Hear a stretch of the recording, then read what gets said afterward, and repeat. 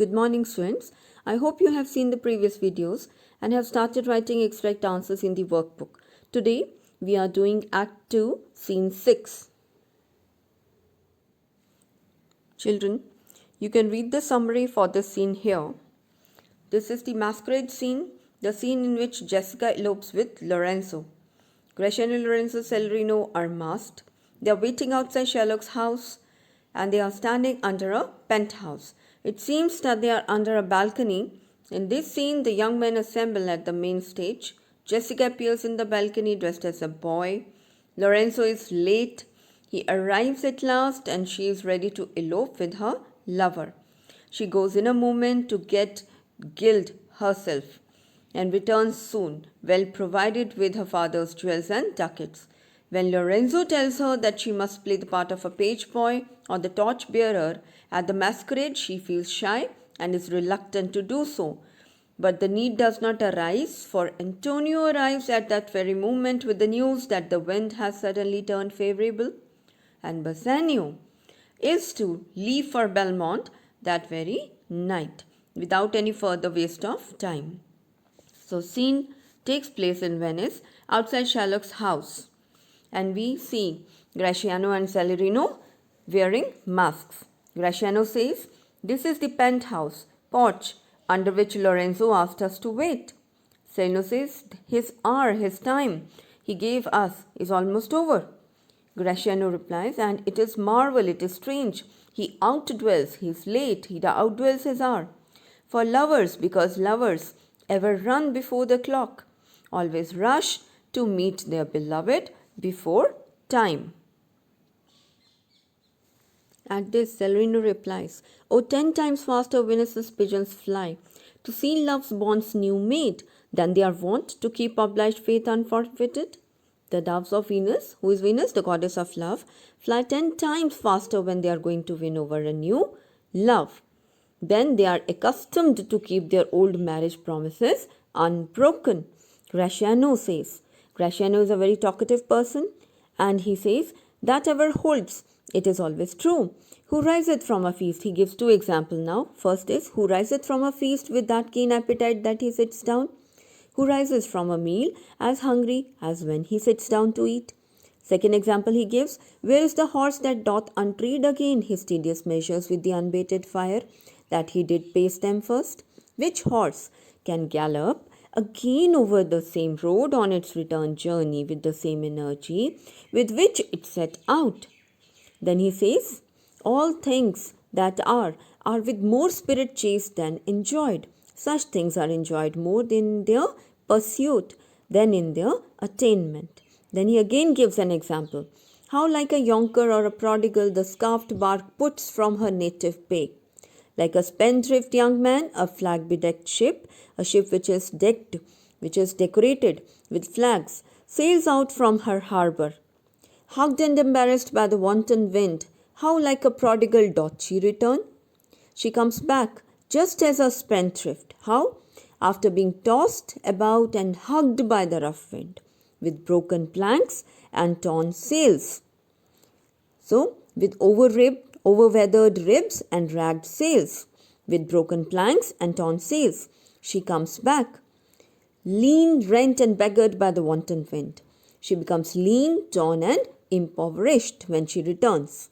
Celerino sees Lorenzo coming and he says, "More of this we will talk about later."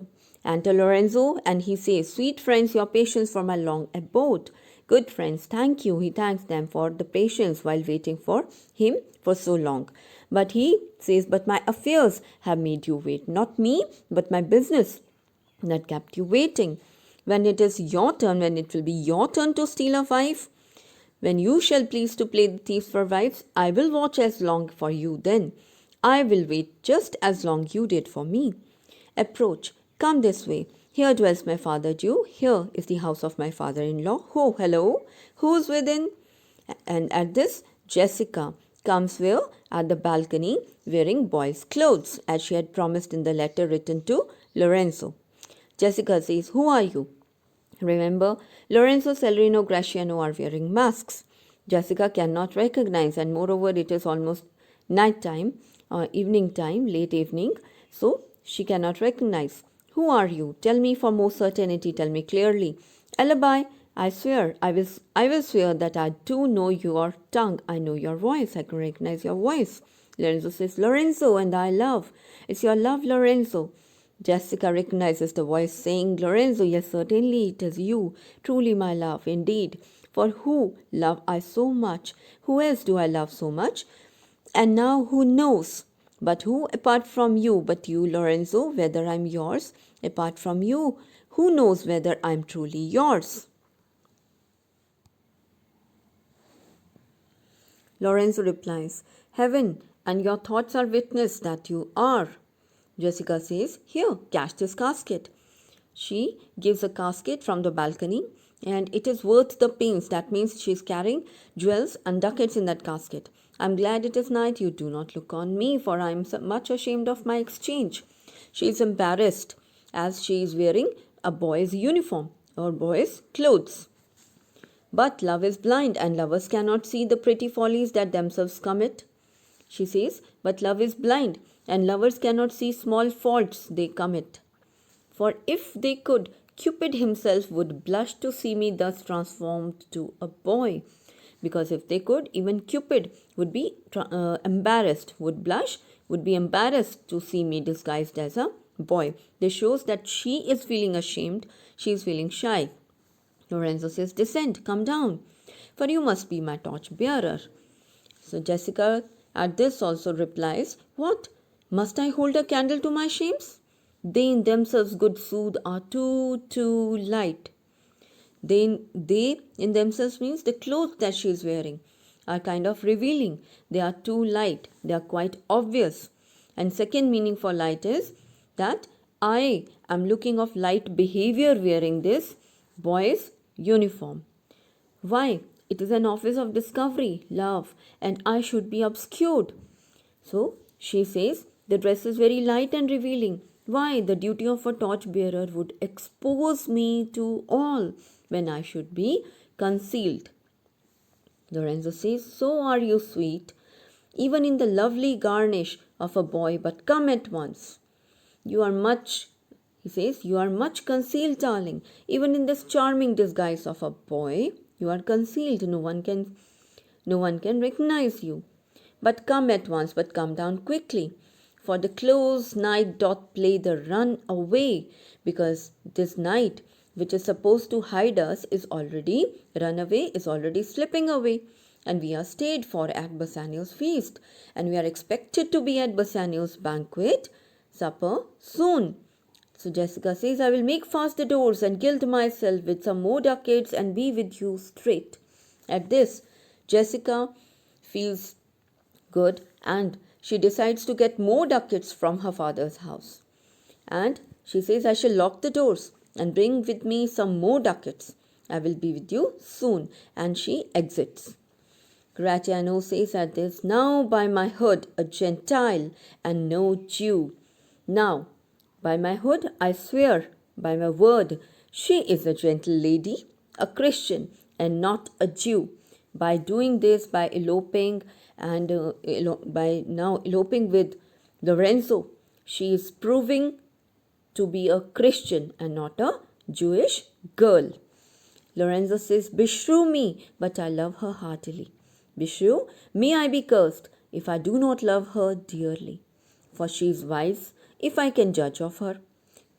If I judge her correctly, she is wise. And fair she is, if that mine eyes be true. She is beautiful, if mine eyes do not deceive me and tell me truly. And true she is, as she hath proved herself. And she is truthful, for she has proved herself to be so. And therefore, like herself, wise, fair, and true, shall she be placed in my constant soul. And therefore, with her three qualities of wisdom, beauty, and truthfulness, she will be placed in my heart forever. So, the three qualities of wisdom, beauty, and truthfulness. Okay. So, she will be placed in my constant soul. Enter Jessica below. Earlier, she was standing at the balcony. Now, she comes down below. Why art thou come, O gentlemen, away? Our masking mates by this time for us stay. Well, have you come? Oh, gentlemen, away. Now, gentlemen, let us go. Our masking mates, masking, our companions in the mask, are waiting for us. Exit with Jessica and Celerino. And who enters the stage? Antonio. And he asks, who's there? Graciano says, Signor Antonio. He's surprised to see him. And Antonio is angry because he had sent some 20 men to look for these people, to look for Graciano, Celerino, Lorenzo. And he said, Fee, shame Graciano. Where are all the rest? Where are all the rest while you are standing here? Where are the others? It is 9 o'clock. Our friends all stay. They are waiting for you. No mass tonight. He declares there is no mass tonight. Why? Because the wind is come about. The wind has become favorable. Bassanio will now soon sail on his ship. Where is he going? He's going to Belmont to meet Portia. And he's angry. Why? I have sent 20 out to seek for you, 20 men to look for you. Graciano says, I'm glad on it. I'm glad. Why? Because the mask is not there tonight, and I want no other pleasure than to sail along with him. Who is him? Bassanio. From here tonight. And they all go out. So this finishes Act 2, Scene 6.